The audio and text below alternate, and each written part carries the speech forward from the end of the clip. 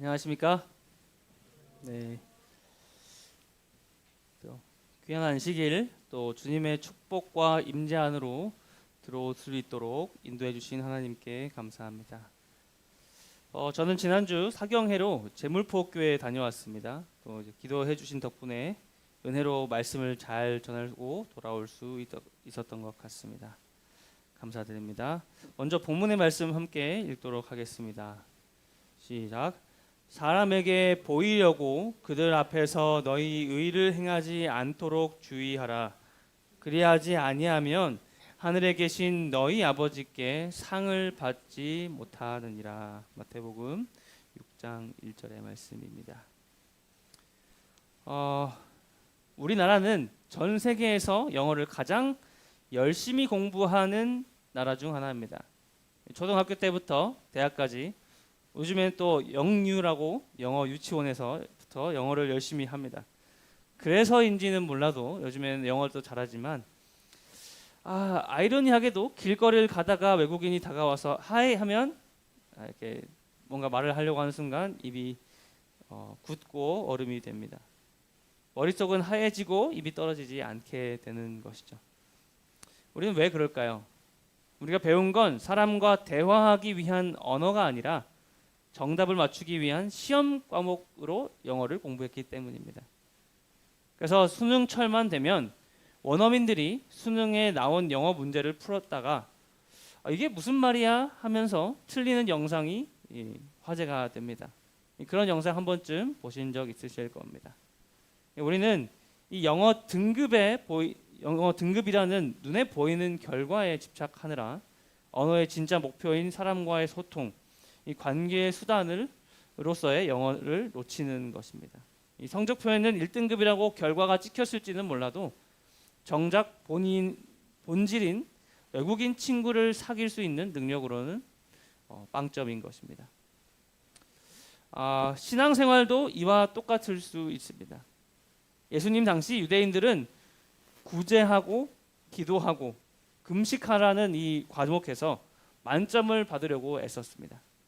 하지만 예수님은 삶의 목표를 구제하고 기도하고 금식하는 데 두면서 살아가는 사람들에게 너희는 이미 상을 받았다. 점수 이미 땄다.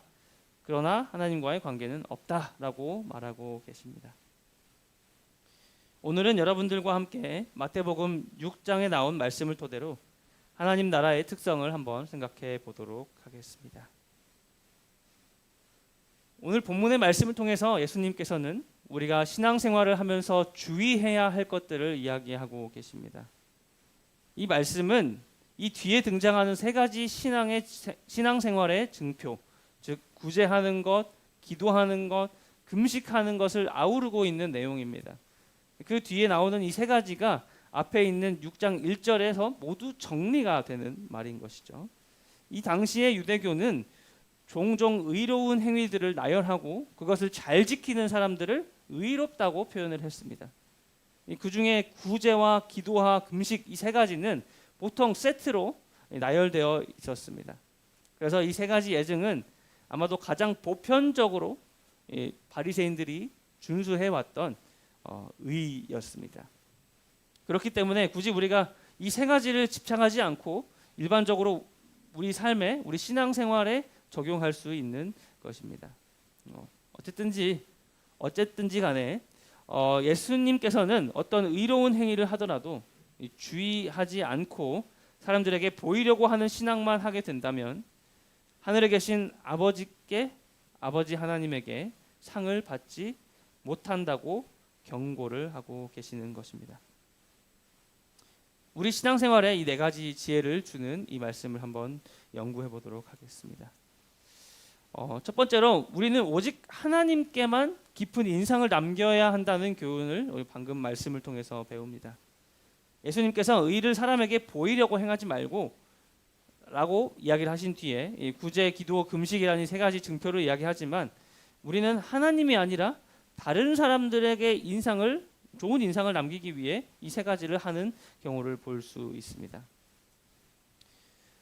또 너희는 기도할 때에 외식하는 자와 같이 하지 말라라고 이야기가 되어 있는데 그 이외에도 계속 외식하지 말라라는 이야기를 하는데, 이 외식하는 자들이라고 예수님께서 말씀하신 것은 이 히포크리트 혹은 이 극장에서 배우를 뜻하고 있습니다. 뭐뭐 하는 척을 하는 사람을 이야기하고 있는 것입니다. 그러니까 당시에는 진짜 마음은 다른 데 있는데 어떤 행동으로만 척하는 사람을 일컫는 것이 이 위선자들, 외식하는 자들이다라고 표현을 한 것입니다. 다른 사람들에게 칭찬받기 위해서 경건하게 행동하는 사람, 경건한 척하는 사람들을 표현하기 위해서 예수님께서 같은 단어를 쓴 것입니다. 사실 그 당시에 이런 척을 하는 사람들이 정말 흔했습니다. 당시 유대 지도자들이 영적으로 타락한 백성들을 보면 금식이 필요하겠구나라고 생각을 하고 금식을 선포할 때가 있었다고 합니다. 그때 어떤 사람들은 자기 자신이 그 금식이 필요하다고 생각하지는 않지만 누군가가 자신의 경건함을 의심할까 두려워서 금식을 지키지 않을 수 없어서 억지로 금식하는 사람들이 많이 있었습니다. 그래서 금식하는 척하는 사람들이 많았던 것이죠. 그래서 그 사람들은 억지로 피골이 상접한 척, 잘 안 먹은 척하면서 더 수척하게 다니곤 했습니다. 금식은 하나님과 자신과의 관계를 점검하고 자신을 돌아보는 시간으로 선포된 것이지만 이 사람들과의 관계 속에서 금식하지 않음으로 생길 불이익을 두려워하기 때문에 그런 척을 했던 것입니다.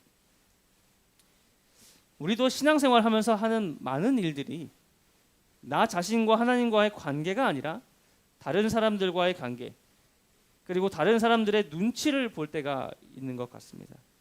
예수님은 오늘 본문의 말씀 속에서 진정한 경건이란 하나님께만 인상을 남기는 것이다 라고 이야기하고 계십니다.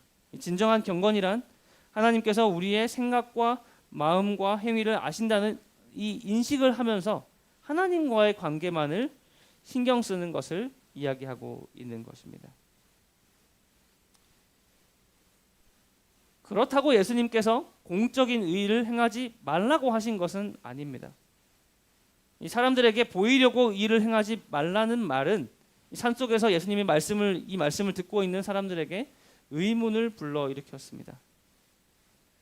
마태복음 5장 16절에 이렇게 기록되어 있거든요. 이같이 너희 빛을 사람 앞에 비치게 하여 그들로 너희 착한 행실을 보고 하늘에 계신 너희 아버지께 영광을 돌리게 하라. 이 말씀을 기억한 그 당시의 사람들이 이런 질문을 했을 것입니다. 예수님, 먼저 이 빛을 사람들에게 비치게 하라고 하셔놓고 왜 공적인 의를 하지 말라고 주의하라고 이야기하고 계신가요? 우리가 착한 행실을 하면 하늘에 계신 우리 아버지께서 영광을 받게 될 거잖아요. 사람들 앞에서 착한 행실을 하지 않으면 어떻게 그들이 우리는커녕 하나님께 영광을 돌릴 수 있을까요? 어쨌든 말씀하신 것처럼 우리도 사람들 앞에 빛이 되어서 빛이 되어야 되는 거잖아요. 예수님도 말씀하신 것처럼 이 빛을 등경 위에 두어야 하는 거잖아요. 이런 질문을 했을 것입니다. 이 공적인 의를 행하는 것은 어쩔 수 없이 사람들에게 주목을 끌 것이고 사람들은 선행을 하는 사람들에게 관심을 갖고 그에게 영광을 돌리기 마련입니다. 그래서 예수님께서는 6장 1절에서 사람들에게 보이려고 그들 앞에서 너희의 의를 행하지 말라고 하시면서 타인에게 깊은 인상을 남기려는 우리의 죄된 욕망을 빛이 되는 것으로 정당하기 쉬우니까 그렇지 하지 말라고 경고를 하고 계시는 것입니다. 그러니까 우리의 동기를 되돌아보라고 말씀하고 계신 것이죠. 6장 1절의 말은 다가올 하나님의 나라를 생각하면서 지금 살고 있는 남에게 좋은 인상을 남기려고 하는 이 마음에서 돌이켜서 살라고 하고 있는 것입니다. 회개해서 하나님의 평가에 더 깊은 관심을 둘 것을 이야기하고 있습니다. 예수님께서 스스로 반대되는 말을 하는 게 아니라 공적인 일을 행하지 말라는 것이 아니라 그때 빠지기 쉬운 죄, 다른 사람들을 위한 의를 행하는 것을 주의하라는 것을 말하고 있는 것이죠. 세 번째로 같은 말씀에서 우리는 예수님께서 하나님을 기쁘게 하려고 선을 행하는 자들에게 영원한 상급을 약속하신다는 것을 우리가 배울 수 있습니다. 예수님은 우리가 행한 모든 일에는 반드시 보상이 따른다고 이야기하고 계십니다. 그 중요한 거는 누구에게 받을 것이냐, 언제 받을 것이냐, 뭘 받을 것이냐가 다를 뿐입니다. 성경은 하나님께서 우리에게 상을 주실 때 단순히 선물을 주신다고 하지 않으시고 뭐라고 해요? 갚으신다고 이 표현을 하고 있습니다. 이 말은 하나님께서 우리가 은밀하게 드린 기도와 선행을 그냥 지나치지 않으시고 하나님께서 책임지고 돌려주셔야 할 이 거룩한 부채, 빚으로 여기신다는 뜻입니다. 우리가 사람의 눈치를 보지 않고 오직 하나님과의 관계에 집중할 때 하나님은 그 중심을 보시고 당신의 능력과 은혜로 정확하게, 아니 그것보다 우리가 생각한 것보다 더 넘치도록 갚아주신다라는 말씀입니다. 근데 반면에 사람들에게 보이려고 신앙생활을 하는 사람들은, 그 사람들에게 예수님은 그들은 자기 상을 이미 받았다라고 이야기를 하고 있습니다. 여기서 이미 받았다라는 말은 고대 사회에서 영수증에 도장 찍을 때 계산 끝이라는 뜻을 말하고 있습니다. 즉 사람들이 나를 칭찬하고 박수를 쳐주는 순간 내 행동에 대한 정산은 그걸로 끝이 난다라는 것을 이야기하는 것입니다. 왜냐하면 사람들에게 칭찬받는 것이 그 사람의 목적이기 때문에 이미 사람들에게서 대금을 전액 수령한 것이나 다름이 없다는 것이죠. 더 이상 하나님이 갚아주실 몫이 남아있지 않은 것입니다. 여기서 예수님은 우리에게 선택을 강요하고 계십니다. 사람들의 칭찬이라는 얄팍한 영수증을 챙기고 끝날 것인가? 아니면 하나님께서 친히 갚아주시는 놀라운 경험을, 능력을 경험할 것인가? 마지막으로 예수님께서는 이 말씀을 통하여 종교는 종교적 행위가 아니라는 것을 교훈으로 가르쳐주고 계십니다. 사람은 동물과 달리 보이지 않는 신을 찾고 예배하는 특별한 종교성을 지니고 있습니다. 하지만 우리는 종종 눈에 보이는 종교적 행위나 의식을 신앙 그 자체로 착각할 때가 있습니다. 죽음에 대한 막연한 두려움 때문이든지 혹은 복을 바라는 마음 때문이든지 사람은 열심을 내서 종교 활동에 참여합니다. 하지만 예수님은 단순히 의식에 참여한다는 사실만으로는 우리의 신앙을 증명할 수 없다고 이야기하고 있는 것입니다. 예수님께서 본질적인 질문을 하고 계십니다. 아무리 기도를 많이 하고 금식과 구제를 열심히 해도 그 동기가 잘못됐다면 그것이 하나님 보시기에 무슨 가치가 있겠느냐라는 질문을 하고 계신 것입니다.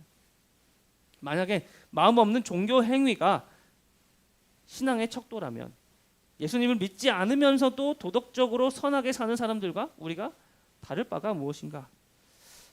예수님은 행위의 겉모습이 아니라 그 행위를 움직이는 마음의 중심을 보는 것입니다. 그러므로 신앙이 좋다는 것은 종교적 의식의 횟수나 시간에 비례하지 않습니다.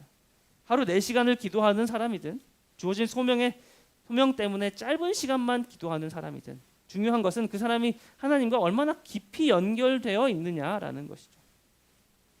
기독교 신앙의 핵심은 내가 어떤 종교적 퍼포먼스를 했느냐가 아닙니다. 내가 하나님을 얼마나 사랑하며 그분과 친밀한가에 달려 있는 것입니다. 그래서 결국 신앙은 관계의 문제입니다. 바리새인들에게 종교적 행위는 하나님과의 대화는 언어가 아니라 사람들 앞에서 내 등급을 증명하는 수능 시험, 토익, 토플 시험이었습니다. 그들은 회당과 거리에서 나 이만큼 경건해, 나 이만큼 하고 있어 라고 성적표를 흔들어내는 것이었습니다. 그런데 실상은 그 구제와 기도, 금식이 중요한 것이 아닙니다. 이 시험 과목 자체가 아닌 겁니다. 누군가에게 보여주기 위해서 그것을 했다면 더더욱 그 시험 범위를 잘못 알고 있는 것이죠. 이 보이지 않는 하늘에 계신 아버지 하나님과의 관계, 사랑의 언어가 중요한 것입니다. 우리가 시험 볼 때 시험 과목도 잘못 알고 시험 범위도 잘못 알았으면 그 허탈함은 이루 말할 수가 없죠. 이 과목이 쉽지 않을 때는 더 그렇습니다. 하나님이 사랑이라고 했는데 우리가 행복했으면 좋겠다고 하셨던 것 같은데 이렇게 힘들고 아무나 못하게 만들어 두었다면 좀 너무한 거 아닌가? 이런 생각이 들었다면 신앙이 힘들고 어려운 것이라고만 생각했다면 이것을 신앙에 좀 접목해서 생각을 해보면 좋을 것 같습니다. 아, 내가 시험 과목과 범위를 잘못 공부하고 있는 건 아닌가?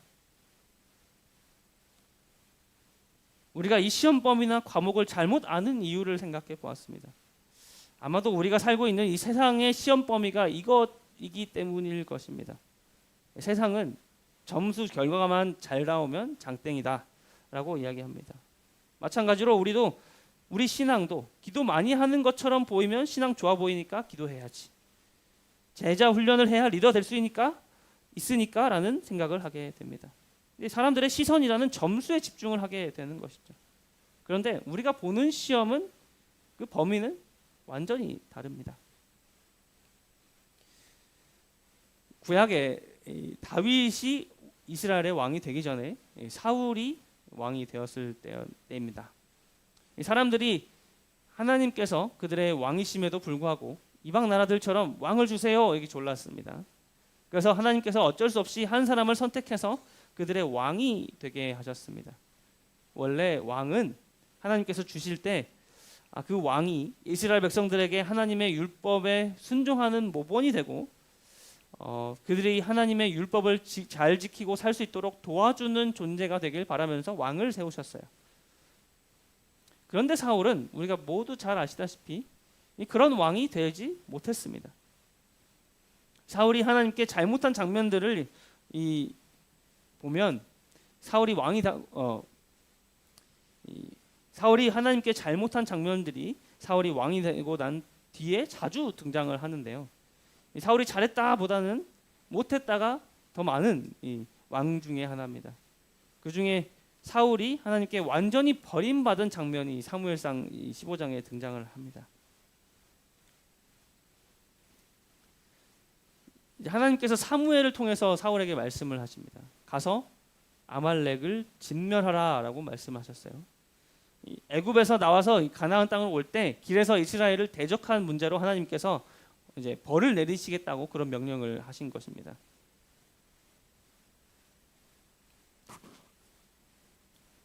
하나님께서 모든 소유를 남기지 말라고 말씀하신 것은 이 진멸하라는 거예요. 하나도 남기지 말라. 진짜 다 멸해버려라 라는 말이었죠. 남녀와 소아와 젖 먹는 아이와 우양과 낙타와 나귀라는 것은 정말 그 민족 자체를 다 없애버려라 라는 명령이었습니다. 요즘 시대에 이 글을 읽고 하나님이 정말 사랑하는 것이 맞냐는 질문을 하는 사람이 있을 정도로 정말 잔인해 보이는 명령입니다. 어른 아이 할 것 없이 우리가 이득을 볼 수 있는 소, 양, 낙타, 나귀들을 다 죽이라는 것은 솔직히 하나님 말씀이 좀 너무해 보이기도 하는 장면입니다. 하나님께서 이런 말씀을 여러분에게 한다면 어떻게 반응하시겠습니까? 어른들은 죽여도 아이들은 좀 불쌍하니까 그래도 사람이 도리가 있지 키워서 종으로 쓰시겠습니까? 아니면 소와 양, 낙타, 나귀는 우리 집안 살림에 좀 도움이 되니까 좀 남겨두시겠습니까? 사울도 비슷한 생각이 아니었을까 생각합니다. 사울은 아각 아멜렉의 왕이었던 아각과 소, 양 중에 좋은 것, 기름진 것, 마블링 많게 생긴 소들 남겨놓고 또 어린 양도 남겨놓고 진멸하기를 즐겨하지 않았습니다. 그러니까 명분 있는 것들 놔두고 가치 없고 하찮은 것들을 다 진멸하는 것입니다. 이게 확실히 하나님께서 원하신 진멸은 아니었죠.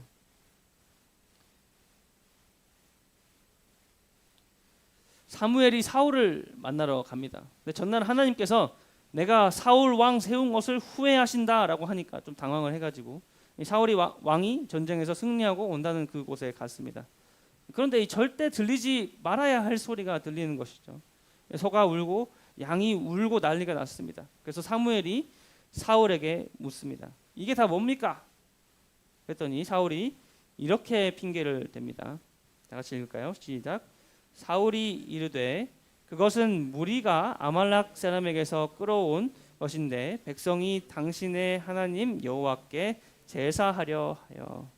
사울이 대답을 하는데 이거 아말렉에서 끌고 온 거긴 한데요. 이거 저 백성들이 당신의 하나님 여호와께 제사하려고 해서 양들과 소들 중에서 좋은 거 제사하려고 가지고 온 거예요. 한마디로 이런 말이죠. 다 헌금하고 하나님 드리려고 가지고 온 겁니다. 라고 말했습니다. 그러면 사무엘이 하나님이 좋아할 줄 알았던 거죠. 그래서 하나님이 봐줄 줄 알았을 것입니다. 우리 백성들 생각 정말 잘했죠. 내가 진짜 생각도 못했는데 우리 애가 이렇게 생각하고 기특해요. 나머지 하라는 거 다 했어요. 진짜예요. 이렇게 말을 했더니 사무엘은 그리고 하나님은 다른 이 사울의 마음을 알고 계셨습니다. 부조와 선지자에는 사울이 진짜 그렇게 한 이유에 대해서 이렇게 기록을 합니다. 다 같이 읽을까요? 시작.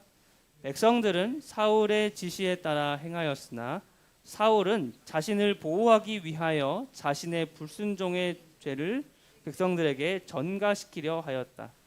선지자의 탄핵을 두려워한 사울은 전에 완강히 부인하던 죄를 인정하였으나 여전히 백성들을 무서워함으로 범죄하였다고 주장하면서 백성들을 비난하기를 고집했다.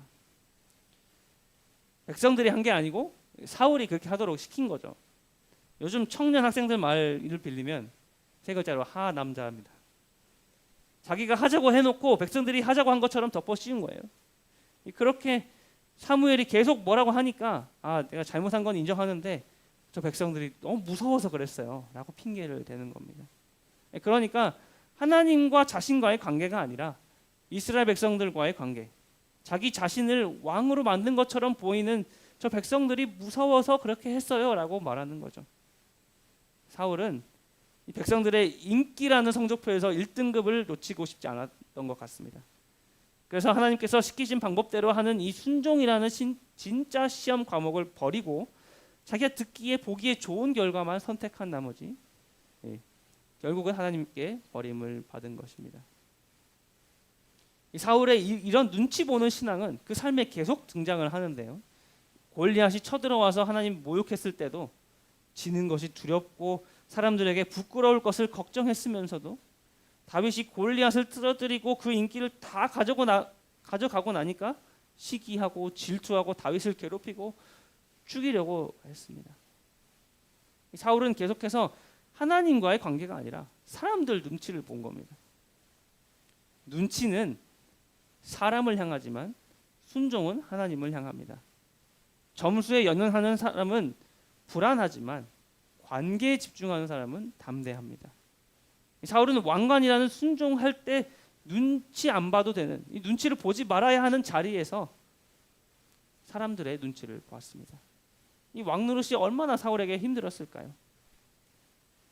하나님은 그런 인기를 평가하지 않으십니다. 저 재림교회, 저 교회가 전도가 잘 되네. 신천지가 잘 되네. 중요하지 않습니다. 물론 사람에게는 사람들의 인기가 중요한 것처럼 보이지만 하나님께서 보기에는 아무것도 아닙니다. 사울이 핑계댔던 그 제사라는 것도 하나님과의 관계를 위한 것이지 하나님께서 사람들의 눈치를 보거나 사람들이 이렇게 하면 어떤 복을 내리겠다는 게 아니었어요. 하나님은 사울의 중심을 보았습니다. 너는 나와의 관계보다 사람들의 눈치를 보는구나. 하나님의 평가는 관계이지 점수가 아니었습니다. 마찬가지로 우리도 비슷한 삶을 살고 있지 않은지 생각을 해보게 됩니다. 신앙생활을 하면서도 사울과 같이 순종이라는 가장 강력한 능력의 왕관을 쓰고 있으면서도 이 사람들의 눈치를 보느라 우리 신앙이 능력이 없어 힘들 때가 있는 것 같습니다. 내가 하는 섬김이 힘들어졌다면, 내가 하는 이 봉사가 지친다면 한번 생각해 보아야 될 것 같습니다. 이렇게 어렵고 힘든데, 지쳐서 번아웃 와서 아무것도 하기 싫은데 억지로 하고 있다고 우리 신앙이 더 높은 점수를 받고 평가를 받는 게 아닙니다. 세상은 진짜 하기 싫은데 이것들 루틴, 좋은 루틴들 운동하고 매일 아침에 일어나서 영어 공부도 하고 출근도 하고 설거지도 바로 하고 하는 그런 갓생을 이야기하고 있지만 하나님은 그것을 갓생이라고 하지 않으십니다. 진짜 갓생은 순종입니다. 신앙의 실력이 향상되기 원하면 사람들의 평가라는 이 시험지를 과감히 찢어버려야 합니다. 그리고 그 시선에서 졸업해야 됩니다. 그리고 틀리더라도 진짜 말을 하는 단계, 즉 순종하고 나의 동기를 하나님의 뜻과 맞추는 단계로 성장해야 됩니다. 그렇게 되지 않으면 우리의 신앙은 겉핥기식의 신앙이 됩니다. 물론 이 사람의 시선을 걷어내는 일은 정말 쉽지 않습니다. 제가 이 강단에 서는 목회자로서 평가가 자유롭기가 참 어렵습니다. 때로는 교회의 숫자나 성과, 유튜브 조회수, 그리고 설교 끝난 뒤 들려오는 아멘 소리, 이 마음이 흔들리게 될 수밖에 없습니다. 앞에 서 있으니까요. 마치 그것이 제 사역의 성적표인 것처럼 느껴질 때가 많이 있는 것이죠.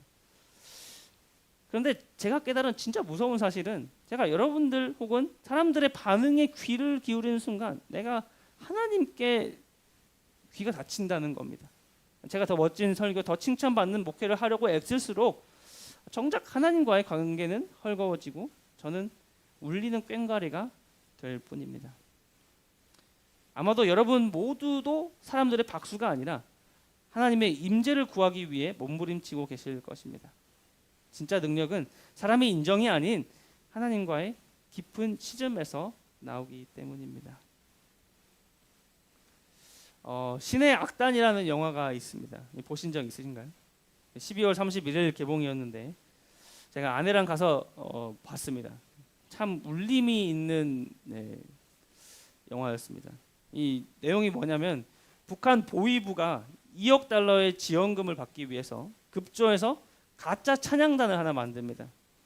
그래서 이 사람들이 돈과 사람들의 돈을 얻기 위해서 사람들의 눈을 속이기 위해서 찬양을 연습을 하고 있습니다. 가사 한 줄의 의미도 모른 채 그냥 완벽한 퍼포먼스를 위해서 기계적으로 찬양을 불렀습니다.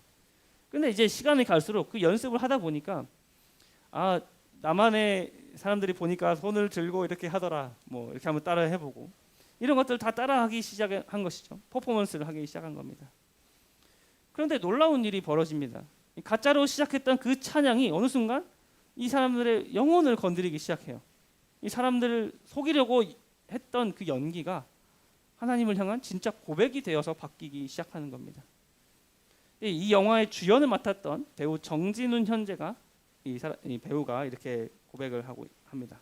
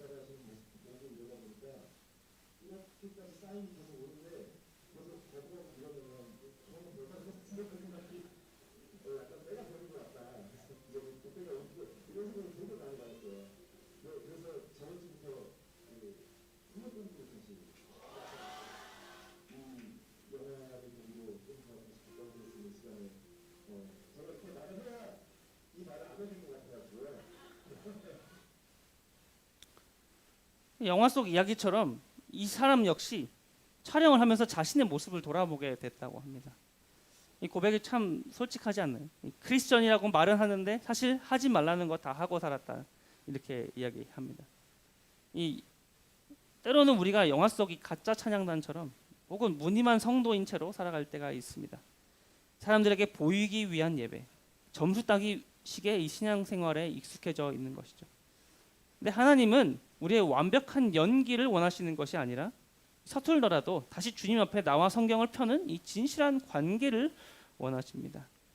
영화 속 주인공들이 가짜 연기를 하다가 진짜 하나님 만났을 때 삶이 뒤집히는 능력을 경험했듯이 우리도 보여주기 위한 신앙을 멈추고 하나님과 대화하는 신앙을 시작할 때 비로소 세상을 이길 진짜 능력을 얻게 될 것입니다. 이 사람들에게 보이려고 신앙생활을 하는 우리는 어쩌면 결과가 수단을 정당화한다는 이 마키아벨리의 말에 그 철학에 절여진 신앙을 하고 있는 건 아닌가 생각해 봅니다. 위대한 목적을 위해서라면 조금의 속임수나 위선은 괜찮다는 말인데요. 한동안 세상에서 적어도 한국에서는 과정도 중요하다는 이 교훈이 효력이 있었던 것 같습니다. 그런데 요즘 이 미국의 어떤 사람 때문에 그것도 아닌 것 같다는 생각을 많이 합니다. 자기가 원하는 것을 위해서 한 마음을 가지고 운영되던 유엔도 탈퇴하고 뭐 세계 기구 다 탈퇴하고 자기 마음대로 하기 위한 기구를 만들고 하는 이 일이 일어나고 있습니다. 그가 원하는 결과가 뭐죠? 미국을 다시 위대하게 Make America Great Again. 미국이 다시 위대한 나라가 되는 거죠. 가지고 있는 힘을 가지고 약한 나라들 관세 뜯어먹고 이랬다가 저랬다가 자기 마음대로 다른 나라 대통령 납치하고 이 말도 안 되는 일들이 자행하고 있습니다. 그런데 이 사람이 가끔 마음에 드는 말을 할 때가 있어요. 세상에 남성, 여성 두 가지밖에 없다. 유럽이나 많은 나라들 혹은 미국의 많은 주도 이 남성, 여성 이외에 다른 성이 있다라고 이야기를 하는데 그런 시대에 기독교적인 이 가치를 이야기하는 게 정말 좋은 것 같기도 합니다. 근데 그러면서도 이 사람이 행하는 일들을 볼 때 종교적인 세력과 정치가 연합하는 이 짐승의 세력, 이 계시록 13장의 그 짐승의 역할을 하는 건 아닌가라는 생각을 하게 됩니다. 예수님 오실 때가 다 된 것 같아 보입니다. 세상은 이렇게 결과가 수단을 결정한다, 정당화한다는 이런 사상이 아주 많아지고 있는 요즘입니다. 그런데 하나님 나라는 다른 원칙으로 운영되는 나라입니다. 이렇게 결과만을 중요하게 생각하는 그런 나라에서 우리는 이 하나님 나라의 백성으로 하나님의 자녀로 살게 되기를 초청받고 있습니다. 결과가 아니라 그 동기가 중요하다고 이야기하고 있는 것입니다. 하나님은 우리가 하는 어떤 종교적 의식이나 스펙이나 등급을 매기는 채점관이 아닙니다. 하나님의 목적은 make church the kingdom of God. 교회를 하나님의 나라로 만드는 것입니다. 우리가 하나님과 같은 마음을 가지고 의를 행하게 되길 원하십니다. 우리가 우리와의 관계를 중요하게 생각하는 것입니다. 우리가 하는 이 신앙이 하나님과의 관계에 초점이 있다는 것을 이야기하고 있는 것입니다. 혹시 우리가 교회에서 흘리는 땀방울이 하나님을 향한 사랑의 표현이 아니라 나 없으면 안 돌아간다는 이 존재감 확인은 아니었는지 돌아보게 됩니다. 매주 반복되는 이 봉사와 분주함이 하나님과의 친밀한 교제보다 앞서 있다면 그것은 또 하나의 보여주기를 위한 스펙이 되어버린 것일지도 모릅니다. 우리가 참여하는 제자훈련이 하나님을 더 깊이 알기 위함이 아니라 남들에게 뒤처지지 않기 위한 안정장치나 혹은 자격증은 아니었는지 돌아보게 됩니다.